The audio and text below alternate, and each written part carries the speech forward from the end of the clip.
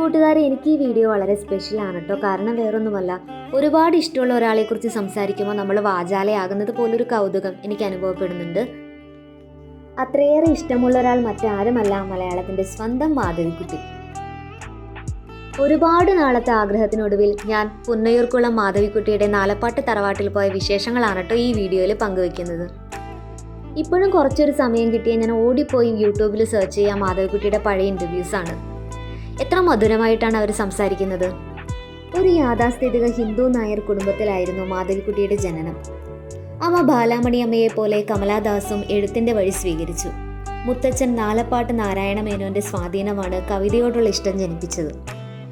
എൻ്റെ കഥ, ബാല്യകാല സ്മരണകൾ, നീർമാതളം പൂത്ത കാലം, കൊൽക്കത്തയിലെ വേനൽക്കാലം ഇവയൊക്കെ ശ്രദ്ധേയമായ കൃതികളാണ്.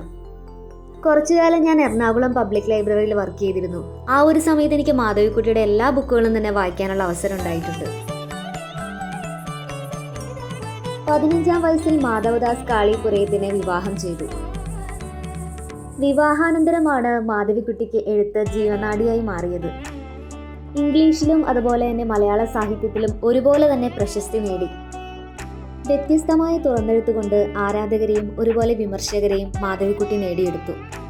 സ്ത്രീ ലൈംഗികതയോടുള്ള ഉദാരമായ പെരുമാറ്റം അവരുടെ തലമുറയിലെ ഐക്കണോക്ലാസ്റ്റായി മാധവിക്കുട്ടിയെ അടയാളപ്പെടുത്തി.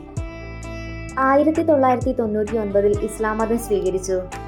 മതം മാറിയതിൻ്റെ പേരിൽ ആരോപണങ്ങൾക്ക് ഇരയായി. ഒരു കാലത്ത് മാധവിക്കുട്ടിയേക്കാൾ വിമർശിക്കപ്പെട്ടൊരു സ്ത്രീ ഉണ്ടായിട്ടുണ്ടോ എന്ന് പോലും സംശയമാണ്. സ്ത്രീ സ്വാതന്ത്ര്യത്തിൻ്റെ കാഴ്ചപ്പാടുകൾ അന്നും ഇന്നും ഒക്കെ വികലമാണല്ലോ.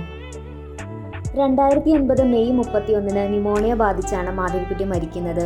പൂർണ്ണ സംസ്ഥാന ബഹുമതികളോടെ തിരുവനന്തപുരം പാളയം ജുമാ മസ്ജിദിലാണ് ഖബറടക്കിയിരിക്കുന്നത്. ഇന്ന് മാധവിക്കുട്ടിയുടെ മണ്ണിലേക്ക് വളരെ പ്രതീക്ഷയോടെയാണ് ഞാൻ വന്നതെങ്കിലും എനിക്കാകെ നിരാശ തോന്നി. ഇവിടം ആകെ മാറിയിരിക്കുന്നു. പഴയ നാലപ്പാട്ട് തറവാട് നിന്നെടുത്ത് ഇപ്പോൾ മാധവിക്കുട്ടിയുടെ ഒരു സ്മാരകം മാത്രം. ബാക്കിയെല്ലാം ഭാഗം വെച്ച് പോയിരിക്കുന്നു.